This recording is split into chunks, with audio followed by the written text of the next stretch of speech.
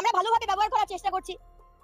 তারপর 20 তারিখের পরে কোন দিক থেকে কোথায় কি ছুটবে, কি হবে, কে ঢুকবে, কিছু বলা যাচ্ছে না। আমরা তো বুঝতে পারছি মোহাম্মদ ইউনূসের সরকার কিভাবে ভারতের এগেইনস্টে তাতাবার চেষ্টা করছে, উস্কাবার চেষ্টা করছে, এটা আমরা বুঝতে পারছি। আপা অনেক ডরাইছি, আসলেই ডরাইছি, ডরানেরই কথা। প্রিয় দর্শক মণ্ডলী, এই যে বিজেপি নেতার বক্তব্যটি শুনলেন, আজকের ভিডিওটি 2 মিনিট হবে না 3 মিনিট হবে আমি বলতে পারতেছি না, তবে বেশ কিছু চাঞ্চল্যকর তথ্য এবং সংক্ষেপে এমন কিছু খবর আপনাদেরকে দিব যেটা আমি মনে করছি আপনার জানা দরকার। একটু ধীরে ধীরে কথা বলতেছি, জোরে বলতে গেলে অনেক টপিক মিস হয়ে যাবে।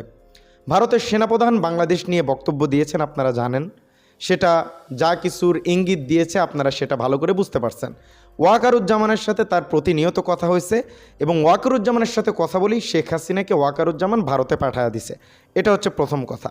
দ্বিতীয় কথা, ভারতের সেনাপ্রধানের বক্তব্য থেকে স্পষ্ট হয়ে গেছে যে বাংলাদেশে দ্রুত একটা নির্বাচন হয়ে বিএনপি যদি ক্ষমতায় আসে তাহলে বাংলাদেশের উপরে এই ধরনের যে অ্যাটাকগুলো করা হচ্ছে এটা আর করা হবে না। বিএনপির সাথে আতাত হয়ে গেছে ভারতের। পিনাকি ভট্টাচার্যর যদি লেটেস্ট ভিডিওটা দেখেন মিজানুর রহমান আজহারিকে নিয়ে করা, তাহলে সেখানে আপনারা বিস্তারিত এ ব্যাপারে জানতে পারবেন।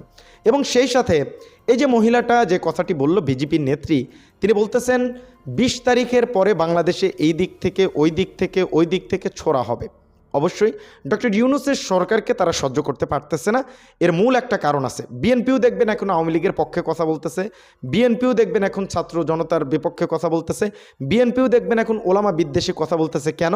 ভারতের দাদাবাবুদের সম্মান রক্ষা করার জন্য, তাদের কথা রক্ষা করার জন্য। কারণ বিএনপি চায় ভারত যদি আমাদের পাশে থাকে নির্বাচন দ্রুত হবে, আমরা ক্ষমতায় আসতে পারবো। বিএনপির ক্ষমতার লোভ পেয়ে বসেছে, এটা শিওর। কারণ বিভিন্ন ওয়াজ মাহফিলে আপনারা দেখতে পাচ্ছেন আজহারির বয়ানে বিশেষ করে যে দাঙ্গাটা লাগানোর চেষ্টা করা হয়েছে এটা পরিকল্পিত। আমি কেন বলতেছি?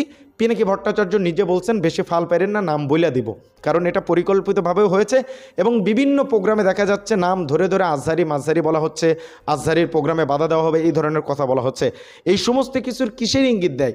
ডক্টর ইউনূস পড়তে যাচ্ছেন বিপাকে, ভারতের শুভেন্দু সহ আরও যারা আছে বিভিন্নজন কথা বললেও কিন্তু এইবারের কথাটা ছিল একটু ব্যতিক্রম ধরনের। বলবেন কিভাবে?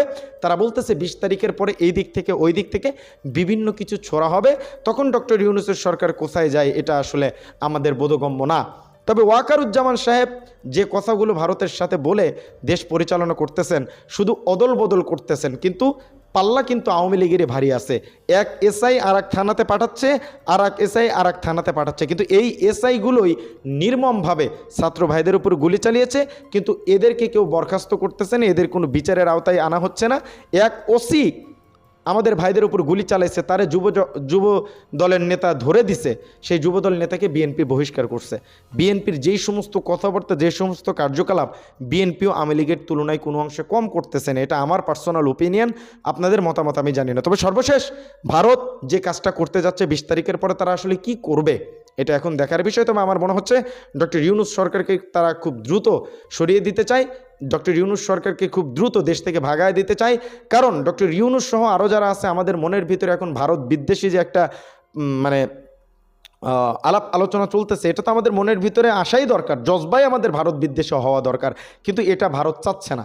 বিএনপির মাধ্যমে ভারতকে আবারও জিন্দা রাখার তারা একটা প্রচেষ্টা করছে।